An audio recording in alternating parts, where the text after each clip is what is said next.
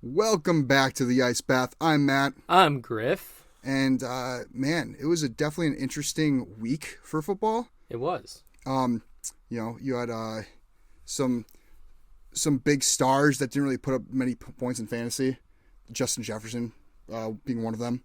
I only know that because I own him, everywhere. Yeah. And he really disappointed me. I lost a lot of leagues because of you, Justin Jefferson. But, yeah, other than that, there were some electric games.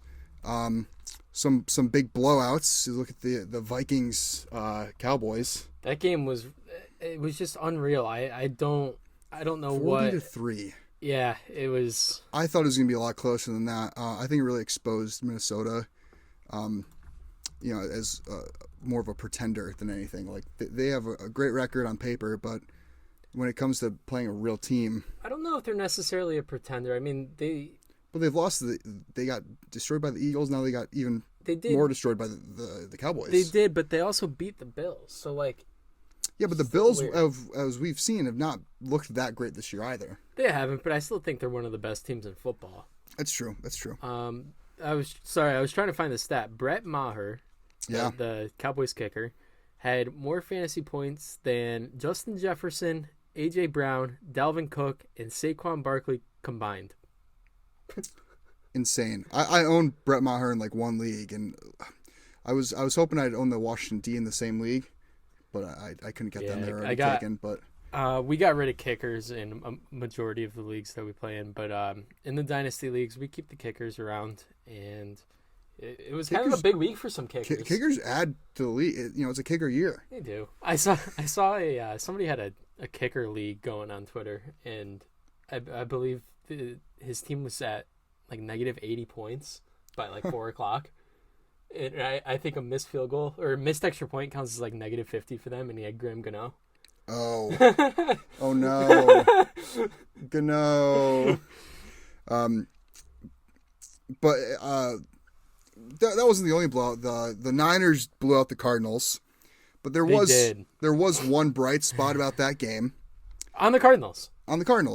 Dortch the Torch is back. He is. It's not an Ice Bath Sports podcast without paying homage to Greg Dortch.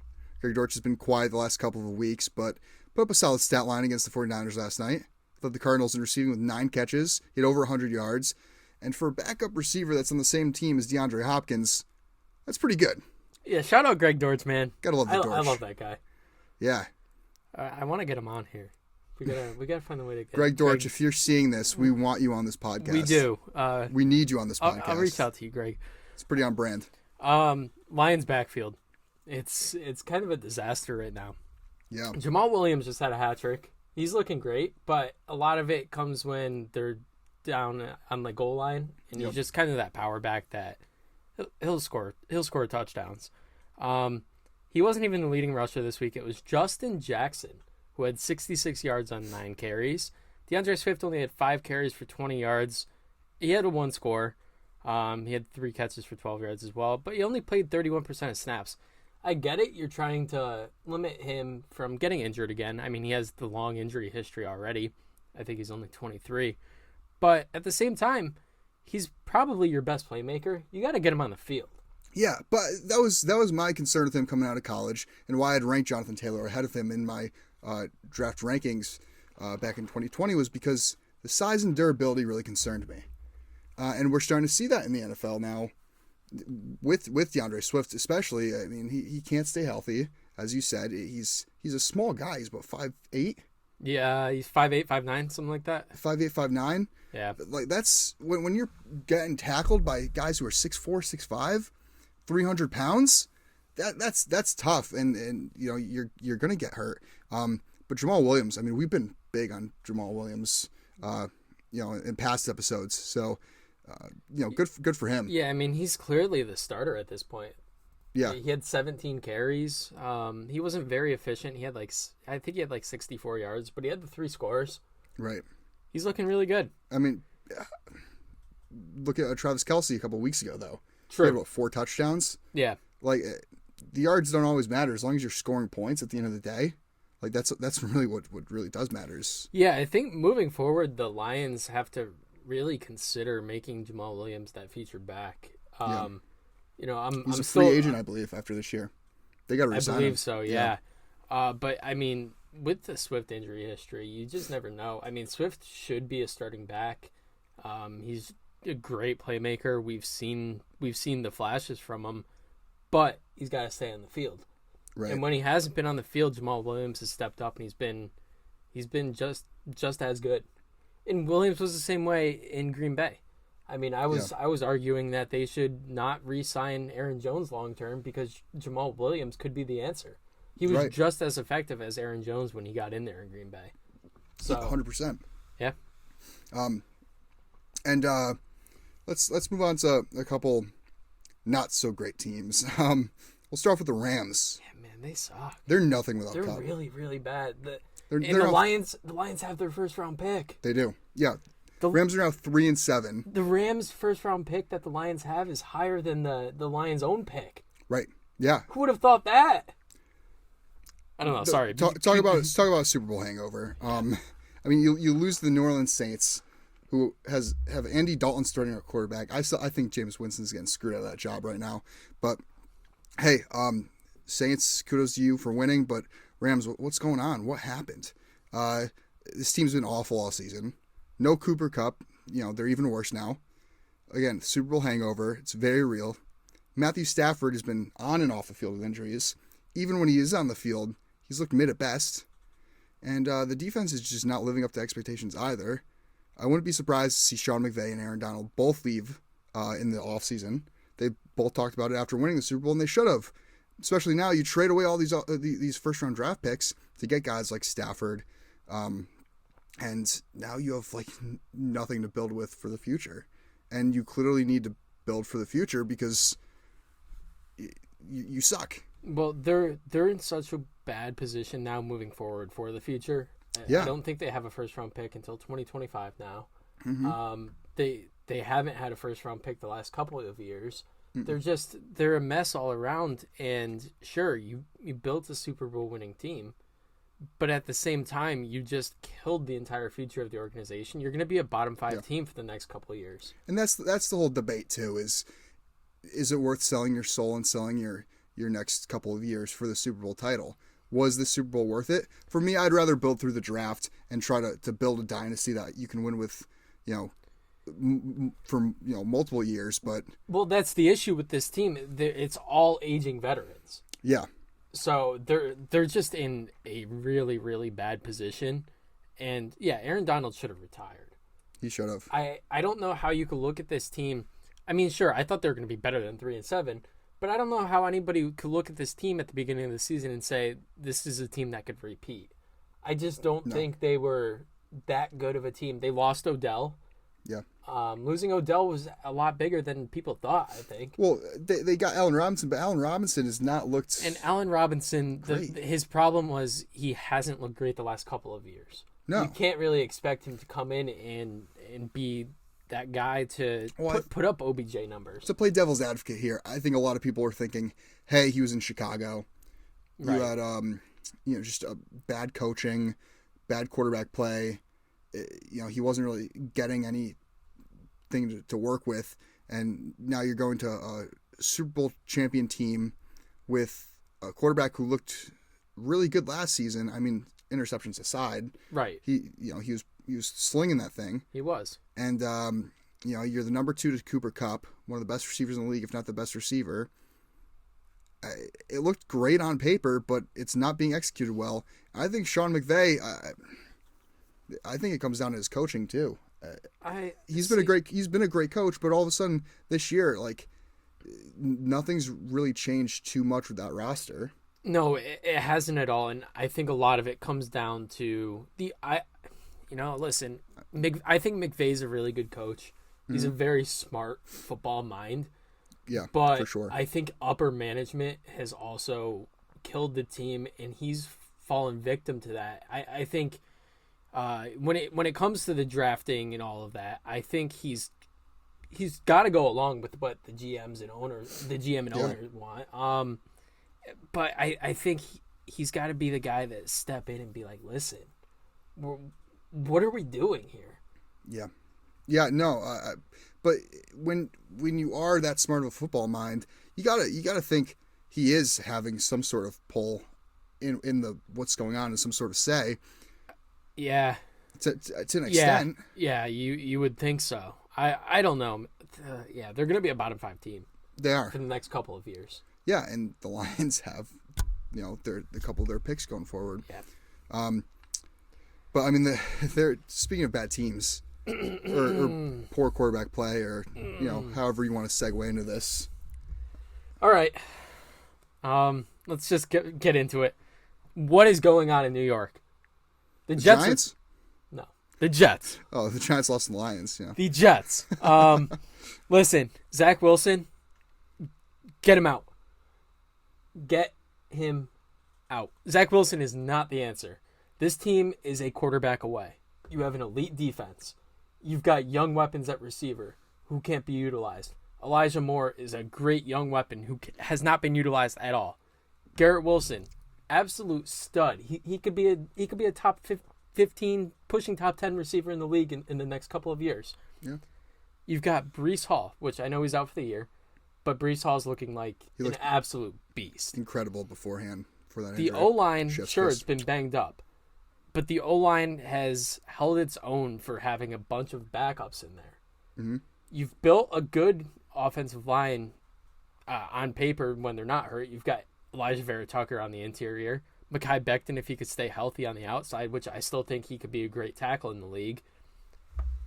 But Zach Wilson cannot be in charge of running this offense. No. He has taken zero accountability, and he's the reason why this team is losing these close games. The game against New England should not have been close at all. The defense completely outplayed New England's offense. I mean, Mac Jones was dropping back, trying to step up in the pocket. He was instantly sacked. Yeah. The defense played amazing, and the offense averaged less than 3 inches per play in the second half.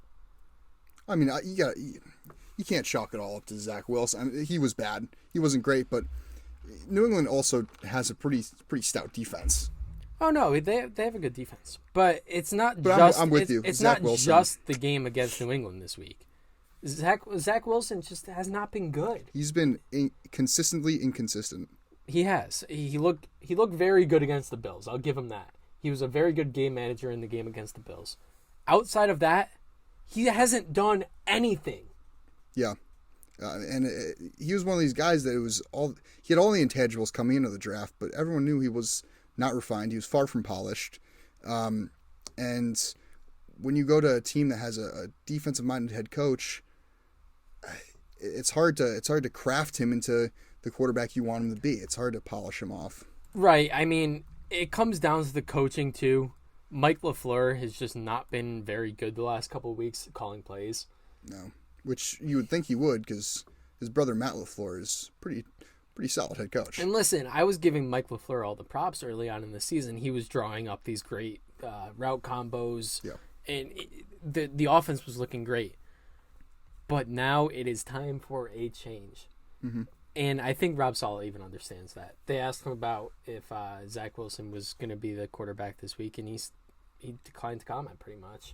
He said it was dog poop. Yeah. Yeah.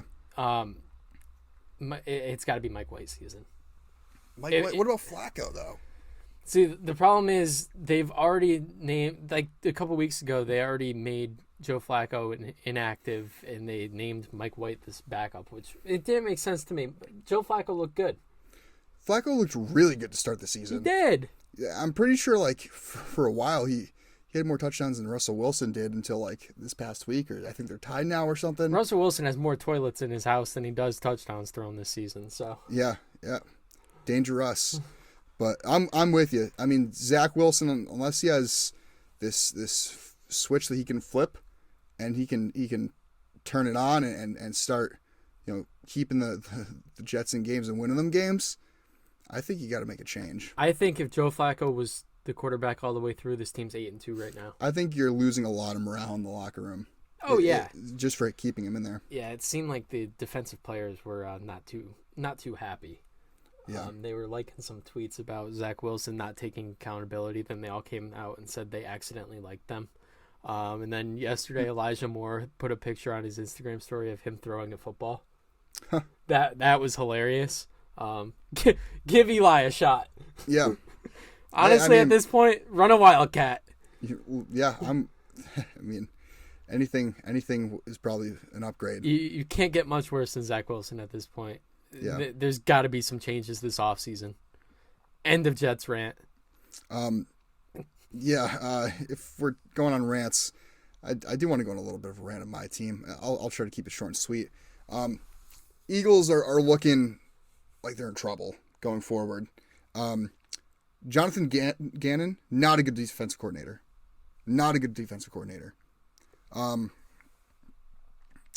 So he's running a soft defense.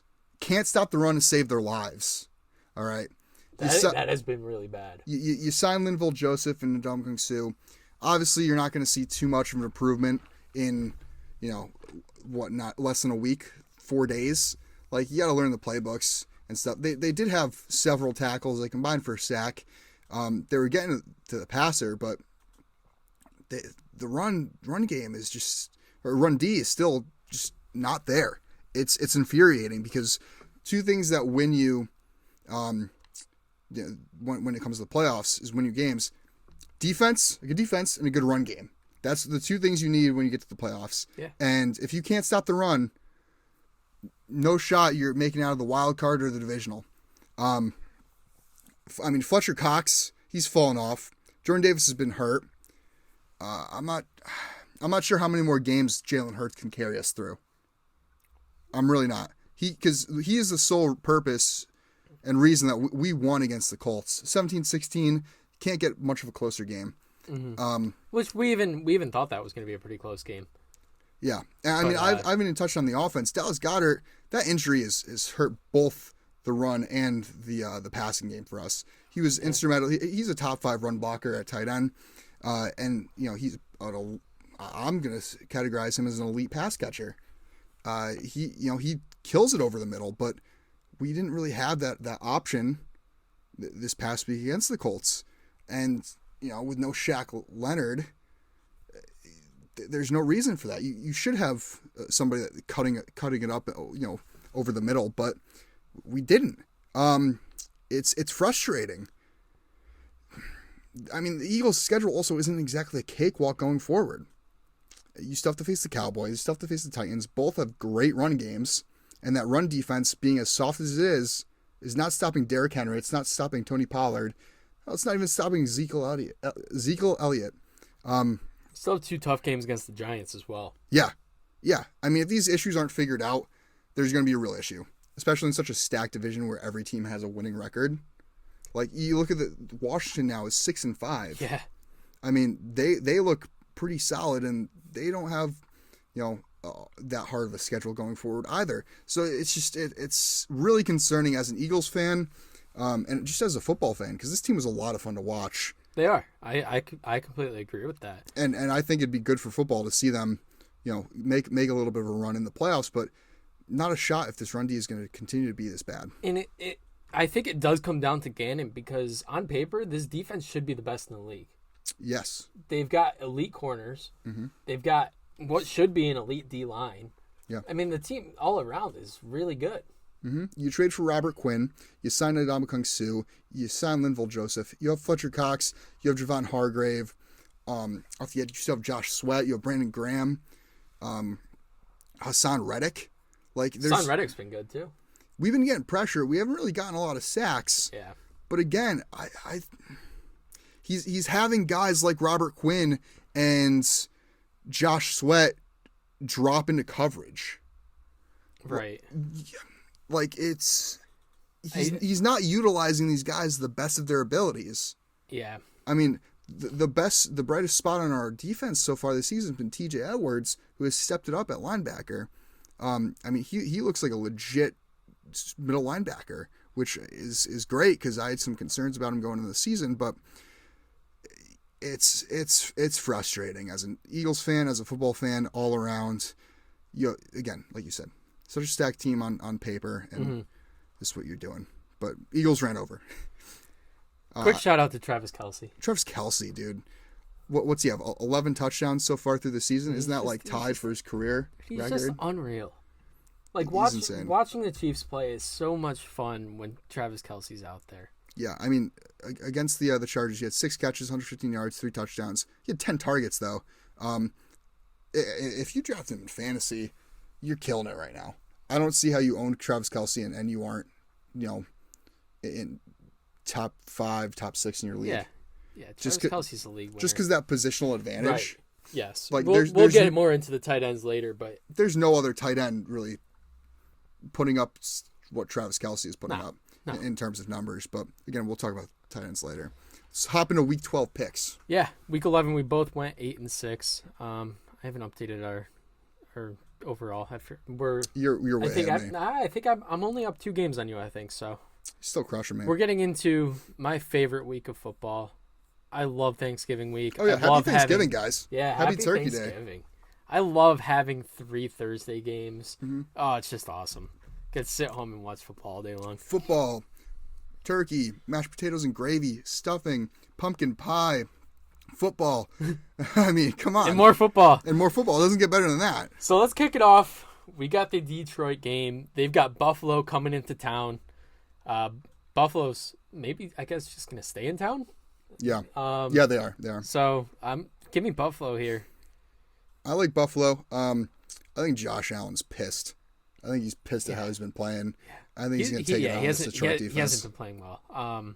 The Detroit defense has looked a little better, though, than it did to start the season. The defense has looked a lot better, and their offense, I mean, all around this season has just been solid. Yeah. They've been a really solid offense. I don't think this will be a blowout. No. Which earlier on in the season, I was looking at, ahead to the Thanksgiving games, and I was like, oh, that's a blowout game. Yeah. I think this ends up being a close one. It'll be a good game. I got the Bills by a score, though. Yeah, I mean, it's Detroit on Thanksgiving. You got to think it's going to, whether it's Jared Goff, David Blau, whoever's at quarterback on Thanksgiving. Yeah. All right. Next Thanksgiving game on the slate is the Giants at Dallas. Giants lost a lot of key players to injury in their game against the Lions this past week. Give me Dallas. Dallas, absolutely destroyed Minnesota. I don't see how you can, take the Giants here. Yeah, I can't not take Dallas here after how good they just looked against Minnesota. The offense was just unbelievable. Give me Dallas here too. Then we got the night game. We've got New England at Minnesota.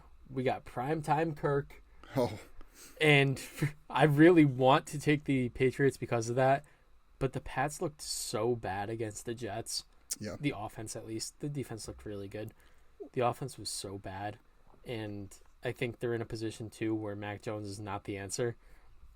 They need something better at quarterback. They need better weapons. They're banged up at O-line. The offense is just in shambles all around outside of, Damian Harris and Ramondre Stevenson. Yeah. I'm going to have to go with Minnesota here. This is a bounce-back game for Minnesota. I agree. You don't just lose 40-3 and take that lightly. You're going to go out and you're going to kick some ass. Yeah. That's what Minnesota's about to do. I expect a huge day from Justin Jefferson. He's about to leave that game with a turkey leg. He should. Going into Sunday. Yeah. Tampa Bay at Cleveland. Yeah. This one's a tough one for me, actually. I'm going to go with Tampa here, but I really like what I've seen out of Jacoby Brissett. Yeah. And how could you not? I mean, it's a guy that knows he's going to lose his job to Deshaun Watson eventually. He's still going out there. And he's going out there and he's balling. Yeah. And I love that. But yeah, I'm going to have to go Tampa here. I think it'll be a very close game. I think this will be a pretty solid game. But I think Mike Evans has a day. I like Tampa here. I think it's gonna be a close game. But I mean Brady, can't really count him out. Cleveland, they're looking ahead to when they can get Watson back. Yeah, Tampa. Yeah. Cincy at Tennessee. Yeah, I'm gonna go Tennessee. Derrick Henry. We're different here. I like Cincy. Do you? Yeah, I like Cincy. Well, before you continue, sorry. I am taking Cincy if Jamar Chase plays. Yeah. Who's Jamar Chase? If Jamar Chase plays, I'm going Cincy. If not, give me Tennessee. Yeah, I like Cincy regardless of who plays, just because I don't think anybody on Tennessee can cover T. Higgins. I don't know why I keep going against Tennessee in my better judgment when they're coached so well. But I don't know. I think if since he can get ahead early and Tennessee's forced to pass, this is Cincy runs away with this game. I could see that. So give me Cincinnati here. Houston at Miami. Miami blowout for me here. Come on, yeah, give me Miami. Miami blowout. It's a huge game. Which kills me because one of my good friends is a huge Dolphins fan, and I'm facing him in my dynasty league. And his dynasty team consists of Tua, Tyreek Hill, Jalen Waddle, Raheem Mostert, Dolphins defense, and Jason Sanders. Oh wow! And he's in first place because of them. I believe it. Tyreek Hill and Jalen Waddle have been top 10 fantasy receivers, both of them. Yeah, and Tua's been a top 10 fantasy quarterback. That's very true. And Jason Sanders is an okay kicker. Yeah. Chicago at your New York Jets. This one's tough for me because if me too. Fields is fine, I believe. They said he dislocated his shoulder. No, they were afraid of that, but MRIs came back very clean. So he's good. He should be fine. He should be good to play. I think he'll be limited at practice, and it just depends. But now you guys have a great secondary, but I don't think you'll be able to contain Justin Fields. I think he destroys you on the ground. But because I'm not sure if he's going to play, I got to lean the Jets. And also Chicago's found they find ways to lose every game. many new ways to lose games. Give me the Jets against my better judgment. Give me the Jets. I have to go with the Jets, but also the New York Jets coin flip prophecy has been real. I don't know if you've seen it. I have. They've predicted everything so far. They also predicted a loss to the Bears this week, and then pretty much running the table out and out. If the coin flip prophecy is real, which I kind of want to believe in it has us going to the AFC Championship game. If it's real, the Jets lose this game because Zach Wilson plays, and I believe it's the end of Zach Wilson as a New York Jet. But I don't know. I'm getting too caught up into a coin flip. I'm gonna go with the Jets here. Yeah. Next we got Atlanta at Washington. Atlanta continues to somehow win games. They do. No idea how. But speaking of a team that somehow has been managing to win games, so is Washington. Washington's 6-5. I don't think it's just the somehow been able to win games. Taylor Heineke. Taylor Heineke's been solid, and the defenses look really good. Yeah, and I'm not sure when they're getting Chase Young back, but they should get Chase Young back soon. Yeah, this week I believe he was activated from IR. Yeah, but they said he wasn't ready yet. Well, yeah, he gets the 21-day window. Yeah, I think that might close soon, so he should be playing soon. Regardless of if Chase Young plays or not, I'm taking Washington here. Yeah, just because they're on a hot streak. Washington's been really good. Yeah, they're a surprising team this year. We got Denver at Carolina. I think we're different here. I mean, I can't take Carolina. I cannot confidently take Carolina. I mean, I'm not watching this game. I'm going Carolina, though. I have Red Zone, so I probably won't be watching this game either. Yeah, no, guy. I mean, I'm gonna go Carolina. Denver stinks. Denver's not good, but neither is Carolina. Denver would be 9-1 if they scored 18 points in every game. Yeah, their defense is killing it. Defense is elite. And I think their defense carries them through this game. I'm going Denver. All right, I'm going Carolina. Baltimore at Jacksonville. I think this should be a good game because Lamar Jackson has not looked that great the past couple of weeks. Baltimore just hasn't looked great. No. Well, their defense has played really well. Their defense played really well against Carolina.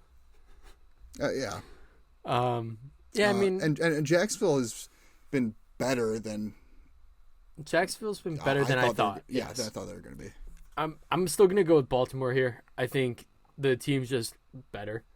And I think they find a way to get it done. I think it's a trap game, but I do not have the gall to take Jacksonville. Yeah. So I'm going to go Baltimore. Yeah, I got you on that. Chargers at Cardinals. Cardinals looked terrible last night. Mm-hmm. Chargers looked really good against the Chiefs. Couldn't pull out the win, but I'm going to go with the Chargers in this one. Yeah, Chargers are going to take down Colt McCoy because Kyler Murray's not played a game since the new COD came out. He's been, quote-unquote, hurt. He's been nursing that hamstring for a little while now. It's tightening up when he stands up out of the gaming chair. Yeah, yep. I think that's what's happening. But yeah, give me the Chargers here. Give me the Chargers. The Chargers also kept themselves in the game against KC. Yeah.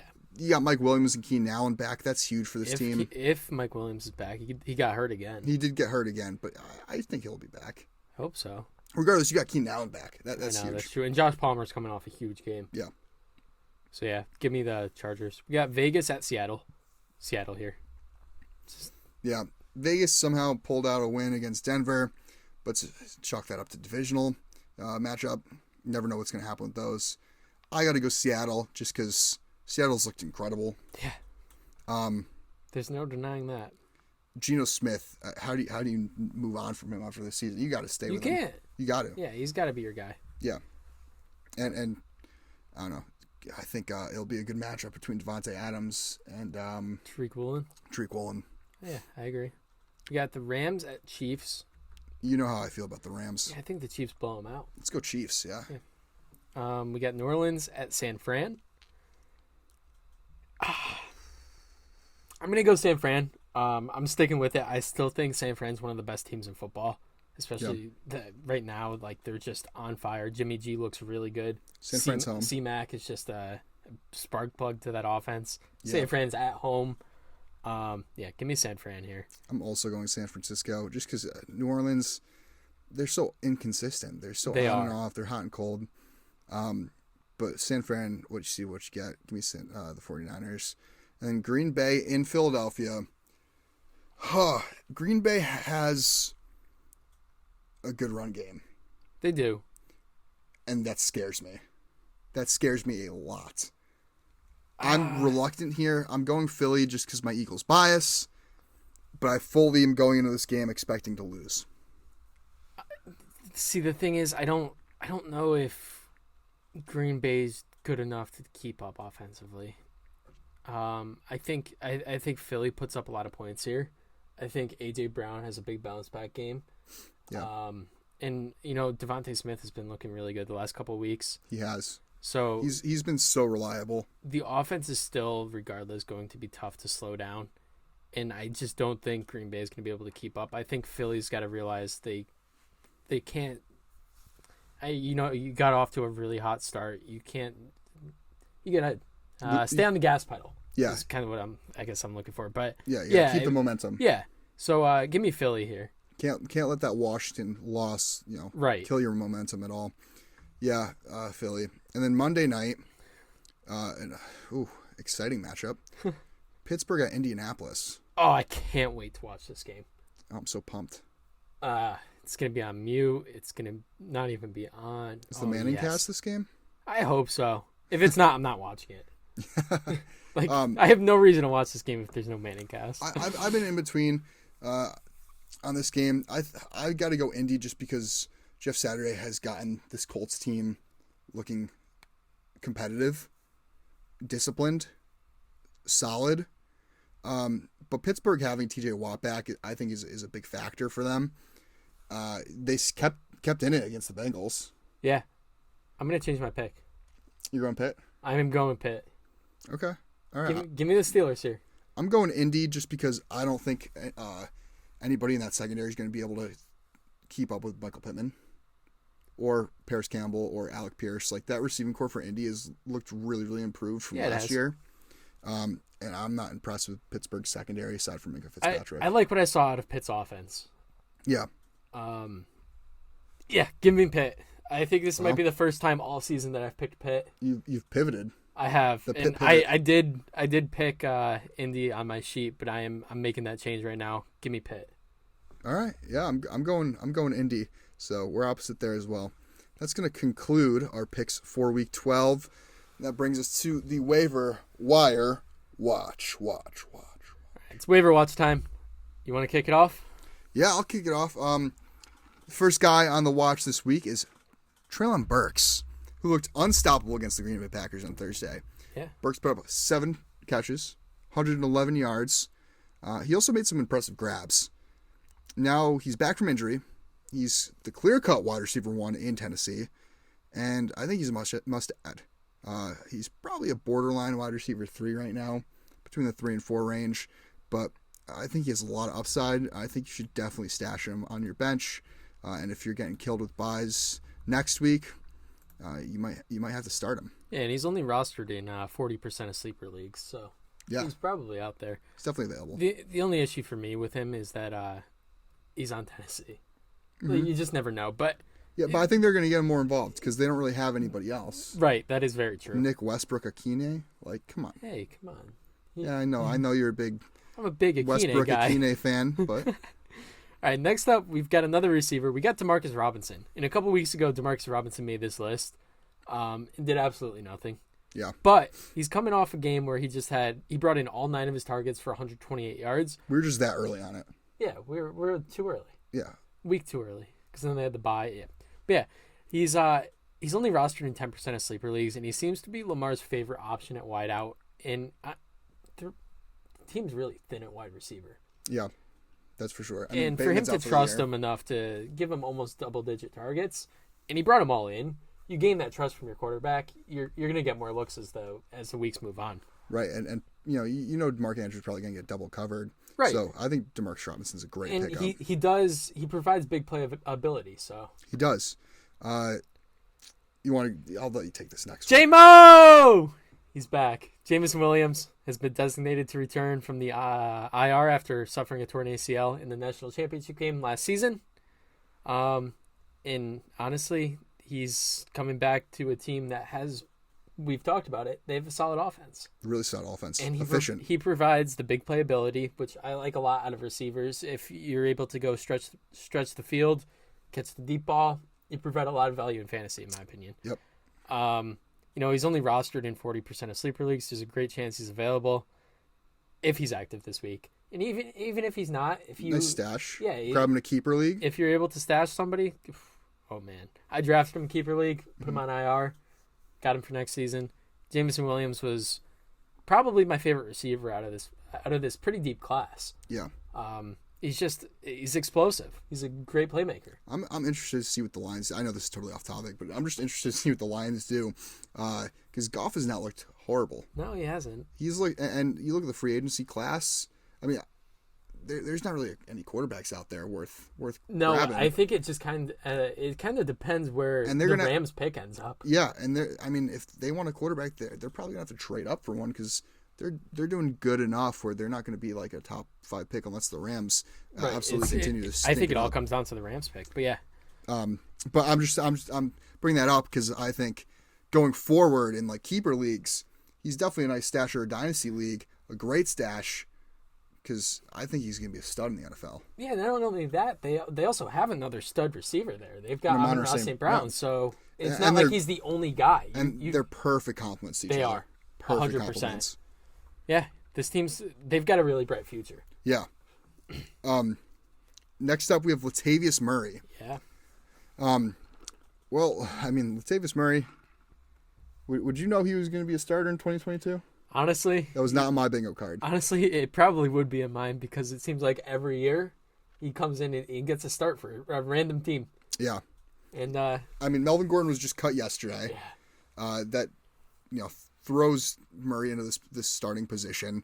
It was announced shortly after that Chase Edmonds is going to miss a few weeks due to a high ankle sprain. And he hasn't been very effective in Denver, but he has scored 3 of the last 4 games, and he's the clear number 1 back. So, you got to roll with him. He's depth. Yeah, I think his back is Marlon Mack. Oh, wow. Marlon Mack couldn't even make the Texans team. So You're right. He's rostered in 25% of sleeper leagues, so chances are Latavius Murray is out there in your league. If you need running back depth, again, buys coming up next week. Last buys of the week of the year, but if you are one of these teams that kind of make sure your entire team has one buy, and that's next week, he's somebody worth picking up. Yeah. And then the last one on our waiver wire watch this week. Somebody you just put in for, right? Yeah. I hope waiver's cleared by now, so my league mates are not listening to this. But I just threw you under the bus. Jawan Johnson, man. Seems like every week we add a new tight end to this list. Yeah. And this guy has been completely flying under the radar, and you pointed it out to me. Johnson's put up double-digit fantasy points in 4 of the last 5 games and currently ranks tight end 8 in PPR. This year, if you don't have Travis Kelce, you're probably struggling at the tight end position. Sure, Kittle's had some really big games, and Kittle's looked great as of late. Andrews has been very inconsistent, and both of them have missed time. Hawkinson's there. Dallas Goedert's hurt now. Yep. Zach Ertz is hurt now. So, I mean, the tight end positions, it's kind of a mess. It is. Juwan Johnson's only rostered in 30% of sleeper leagues, and I think he's definitely a strong play if you're just playing matchups. Yeah. No, 100%. And if you had a guy like Dallas Goedert, Zach Ertz, and you're kind of streamlining tight ends, yeah, go for him. Pick him up. Yeah, I mean, he's available in 70% of leagues, and this guy's a top 10. He's a tight end 1. He has been, yeah. So and again, yeah, he's out there. So go out and snag Juwan Johnson. Again, another thing that was not on my bingo card was Juwan Johnson being a tight end 1 in fantasy. No, it wouldn't be on my bingo card that he'd be a tight end 1, but it doesn't surprise me because last year he had some really big games, and he did. He's shown this before, so it's not like it's really out of nowhere. But at the same time, it's not a guy that you expect to be on this list of top tight ends. You thought it was going to be someone like Taysom Hill, who we've had on the waiver wire watch before. Yeah. Just because of that quarterback upside. But Juwan Johnson has really taken that role. Yes. I mean, Taysom Hill is a gadget guy. He's always been a gadget guy. But when they converted him to tight end, you thought maybe you expect a little more from him. No. It's Juwan Johnson. He's their guy. I will say, though, they have Chris Olave. They're getting Jarvis Landry back. Or they did get Jarvis Landry back. There's other mouths to feed in that offense, Alvin Kamara, whatnot, but Juwan Johnson's still a viable option. Yeah. So that'll pretty much conclude this week's episode. Yep. Thank you so much for tuning in. Thank you so much for over 6,000 subscribers on YouTube. Really appreciate that one. And be sure to check us out on social medias. We are at Icebath Sports on Instagram and TikTok, at IcebathPod on Twitter, and you can check out the video version of this episode on the Icebath Sports YouTube page, where you should also subscribe. Get us up to 10K. Oh yeah. We'll see you guys next Tuesday. And always stay cool.